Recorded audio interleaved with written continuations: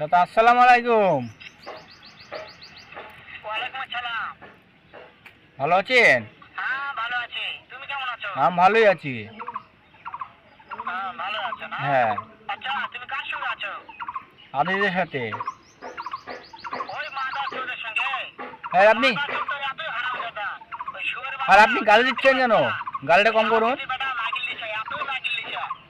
ওই হারামজাদার আমি সামনে পাইলে গালি দেন না, গালি দেন না, মক্কানে মারবো, শালা মাদার চোর। গালি দেন না। শুনো, হ্যাঁ ওই মাদার চোর তোর জায়গা আছে নাকি? হ্যাঁ আছে আছে। আমার কথা সব শুনতেছে? হ্যাঁ শুনতেছে। শালা চোদের বেটাকে শুনে শুনে আমি বেশি বলবো।